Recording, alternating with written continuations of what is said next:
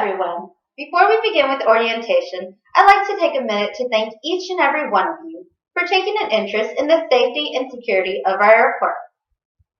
Here we believe that TSA agents are essential and valuable members of our team, and we look forward to working with each and every one of you. We believe that to be effective at your job, you must know every aspect of it, from beginning to end. During orientation, we will be providing you with all the facts that you need to succeed at your job. The history behind security, the technology you will be using, and what to look forward to in the future. Please take notes if you like, and if you have any questions, we ask that you please hold them till the end of the orientation. Thank you.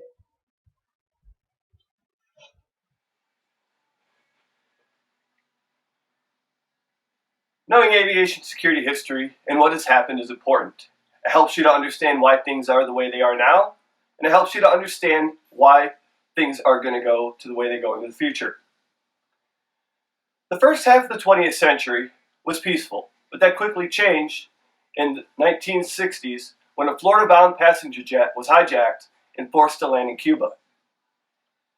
Sambro AM in The Sky's the Limit, a modern approach to aviation security says, of the 87 hijackings in 1969, 40 of those occurred in the United States.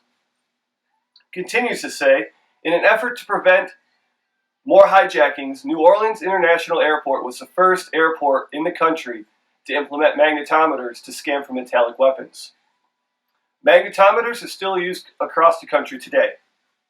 Remember, knowing the history helps you to prevent it from happening again. Knowing aviation security history and what has happened is important.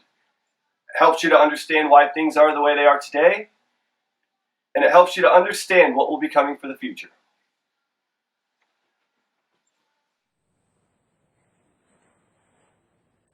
Hello. You just finished learning about the history of airport security in the TSA.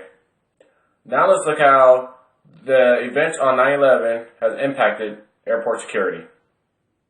Before the events on 9/11, airport security had a very relaxed nature when it came to passengers and their luggage. They also were very relaxed when it came to emergencies that happened in airports. After the events on 9/11, all personnel and their luggage have to go through various security checkpoints, most of which consist of x-rays and some physical searches. Emergencies that are responded to in airports are no longer responded to in the same manner as they were before. Before, a fire was just a fire. Now, a fire is a terrorist attack or a terrorist plot until otherwise noted that it is not.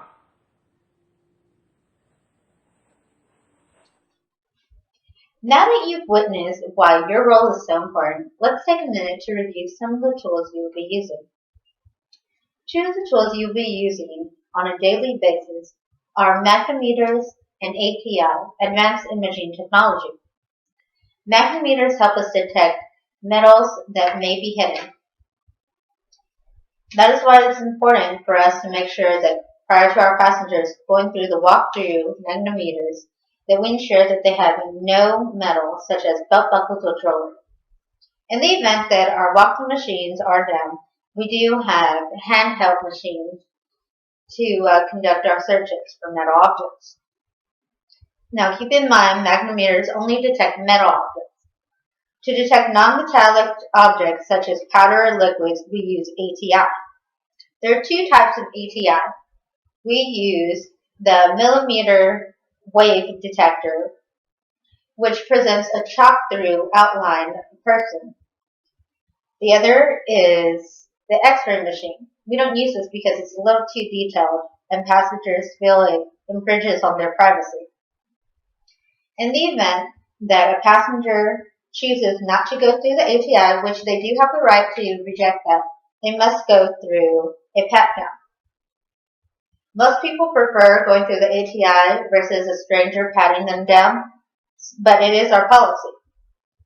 So therefore, it is our job to remind them if they refuse to go to the ATI, they must go through a pat-down.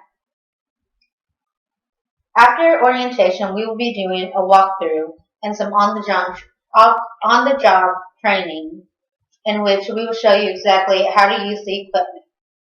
It's very important that you know how to use this equipment to do your job effectively. Technology is an important aspect of your job. We're forever looking for ways to improve it and won't give up. Our safety and our security depends on it.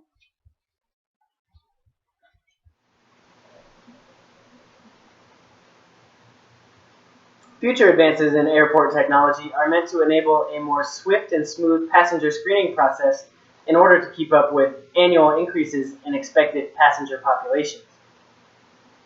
The International Air Transport Association expects 7.3 billion passengers in the year of 2034, more than doubling the amount in 2014, which was reported 3.3 billion. Frost & Sullivan, a consulting firm which deals with market research and analysis in over 40 countries since 1961, expects portal scanners, biometric collection devices, and pre-clearance based on voluntary background investigations in order to keep passenger flow safe and happy. Global spending on screening technologies was reported $1.42 billion in 2014, which is expected to increase to $1.63 billion in 2020, according to PR Newswire. Technologically advanced equipment is the way of the future in order to keep passenger screening process swift and safe. However, we do not want to make it so swift that we are not checking the passengers we let onto our flights.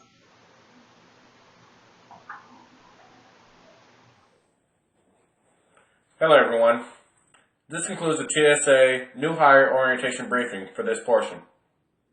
Throughout the last several minutes, you have learned a lot of information about the history of airport security, how 9/11 impacted it, where it is now, and where it's going to go. Now, before we start our question and answers section of this brief, I'd like to go ahead and answer one question for you. I know everyone here who's been sitting through this briefing has been wondering, how does this information pertain to my job? This information pertains to your job by giving you the tools that you will need to spot any acts or suspicious acts and to stop them before they happen. Knowing is always half the battle. Knowing this information will help you and others around you spot things out of the ordinary, things that might be wrong, things that could go bad. This information is your job. This information is the things that you will use on a day-to-day basis while out there on patrol. You're the ones who stand between acts of terrorism and the safety of pedestrians. Use this information. Build on this information. Let this information show you what's right and what's wrong. Remember, you're not just the guardians of America, but you're the guardians of millions that fly, foreign and domestic.